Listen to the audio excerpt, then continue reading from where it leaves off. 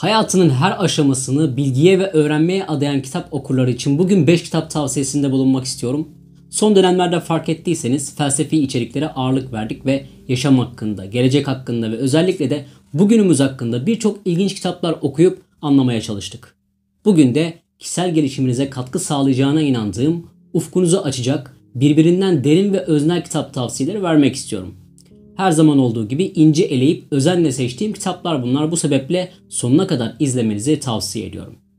Her içerikte söylüyorum, yine söylemek istiyorum. Sizin de insanı derinden etkileyen kitap tavsiyeleriniz varsa mutlaka yorum bölümünde paylaşın. Gerçekten çok yararı dokunuyor ki biraz sonra nedenini de anlayacaksınız. O halde lafı daha fazla uzatmanın alemi yok. Kitaplara geçebiliriz. Önerilerime ilerleyen zamanla tek başına bir videosunu çekmeyi planladığım kitapla başlamak istiyorum. Siyaset ve devlet felsefesi açısından halen günümüzde de tartışılmaya devam eden en önemli kaynak kitaplardan biri olan Platon'un Devlet adlı eseri.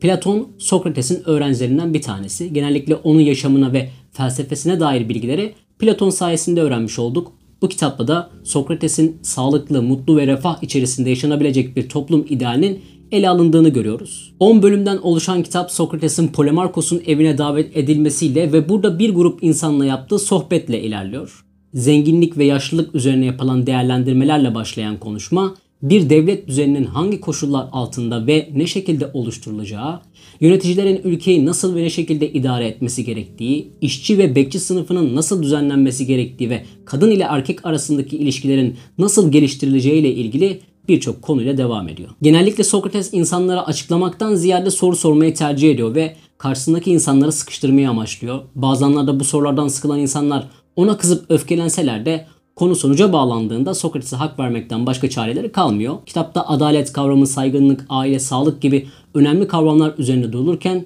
günlük yaşam içinde yararlanabileceğiniz doğruluğa, dostluğa, bilgeliğe ve çalışkanlığa dair birçok öğüdün yer aldığını görebilirsiniz. Elbette sık sık sorular sorulması ve bunların yanıtlanması, okuması pek kolay bir eser ortaya koymuyor ama ortada 2500 yıl önce yazılmış bir şaheser var. Bu sebeple biraz sabırla ve biraz da özenerek okumanızı tavsiye ediyorum. Geçtiğimiz hafta Köle Olma Sanatı adıyla bir video yayınlamıştım. Video içeriği genç yaşta yaşamını kaybeden Fransız düşünür Etienne de la Boétie'nin Gönüllü Kulluk Üzerine Söylev kitabının analizi ve felsefesiydi.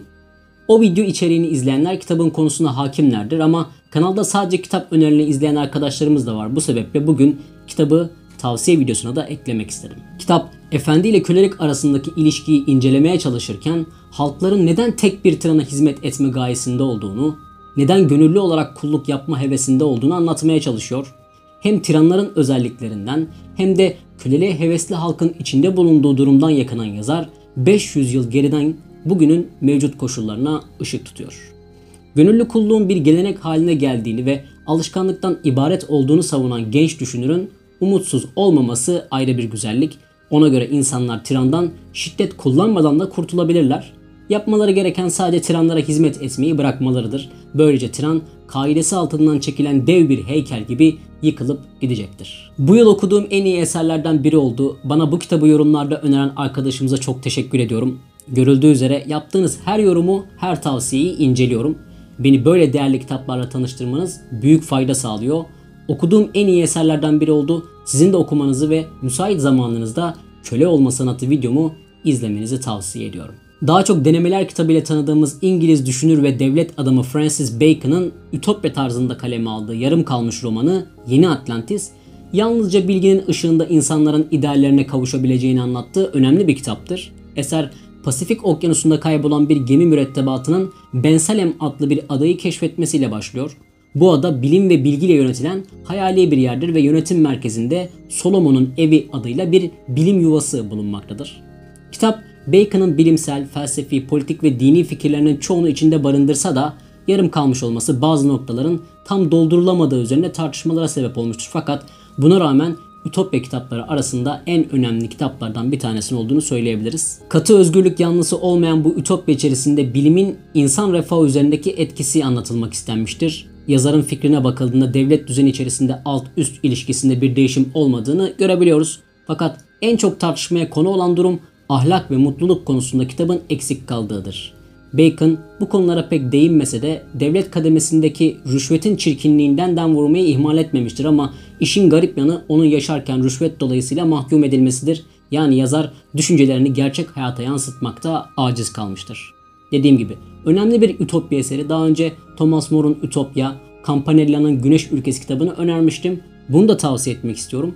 Her ne kadar yarım kalmış olsa da ufuk açıcı bir eser olduğunu düşünüyorum. Mutlaka tavsiye ediyorum. Büyük yazar Albert Camus'un Yunan mitolojisinden ilhamla kaleme aldığı Sisyphos Söyleni kitabı ilk defa 1942 yılında yani 2. Dünya Savaşı'nın buhranının insanlar üzerinde hakimiyet kurduğu bir dönemde yayınlandı.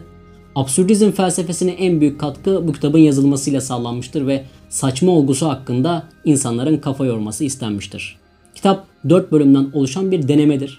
Birinci bölüm uyumsuz bir uslamlama, yazarın felsefenin tek önemli sorusu olarak gördüğü bir soruyu cevaplama girişiminde bulunmasıyla başlıyor. Hayatın anlamsızlığı ve saçmalığı intiharı gerektirir mi? Camus, hayatımızı yarın için umut üzerine inşa ediyoruz ancak yarın bizi ölüme yaklaştırıyor diyerek bu absürt durumu açıklamaya çalışıyor ama yine de umutsuz olmadığını fakat saçmanın bir tutkuya dönüştüğünü söylediğini görebiliyoruz.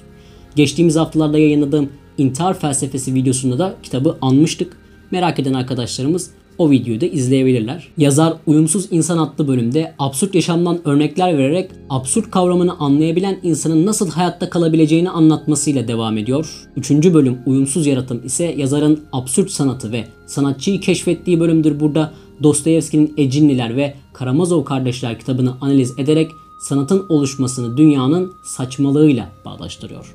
Son bölüm Sisyphos efsanesi ise absürt kavramının arşa çıktığı bölümdür. Efsaneye göre Sisyphos tanrıları kızdırdığı için bir kayayı dağın tepesine çıkarmakla cezalandırılır fakat ne zaman belirli bir yere kadar çıkarsa taş aşağı yuvarlanır ama Sisyphos vazgeçmez ve aşağı inip taşı tekrar yukarıya çıkarmaya çalışır. Bu döngü hayatın ta kendisidir ve hiçbir zaman sonlanmayacaktır. Sisyphos Söyleni kitabı bana göre Albert Camus'un en iyi kitaplarından biri. 4 bölümde size dünyanın anlamsızlığı hakkında fikirler sunuyor. Geriye size bu fikirler üzerine düşünüp analiz etmek kalıyor. Son olarak Kronik kitaptan yayınlanan Craig Wright'ın Dahilerin Gizli Alışkanlıkları adlı kitabını tavsiye etmek istiyorum. Eser bize Picasso, Einstein, Shakespeare, Mozart ve Da Vinci gibi dünya tarihine önemli katkılar sağlayan başarılı insanların hayatından bazı kesitler sunuyor. Kitap günlük yaşamda dahi dediğimiz insanların sıradan insanlardan bir farkı var mıdır? Buna bir açıklama getirirken bu kişilerin bazı noktalarla sıradan insanlardan daha yeteneksiz olduğu durumları göstererek asıl meselenin kişinin içinde yatan merak duygusu olduğunu, keşfetme arzusu ve sınırların dışına çıkma cesareti gösterebilmesi olduğunu anlatmaktadır. Geleneksel kalıplardan sıyrılmayı başaran bu insanları da farklı kılan şey buydu. Onlar çevre baskısıyla başarılı olmadılar, onları kimse zorlamadı, onlar kendi sınırlarının dışına çıkıp sadece yapmak istedikleri şeyler üzerine çalıştılar, merak ettiler ve başka bir gözle bakmayı öğrendiler. Böylece azmetmenin ödülünü dünya tarihine isimlerini altın harflerle yazdırarak göstermiş oldular. İlham verici bir kitaptır ama daha fazlası değil. Zaten arka kapağında da yazdığı üzere kitap size dahi olmanın yöntemlerini sunmaz. Sadece kendi yaşamınızdaki potansiyeli yakalamanız için fırsatınızın olduğunu anlatmaya çalışır. Bu sebeple okumanızı tavsiye ediyorum.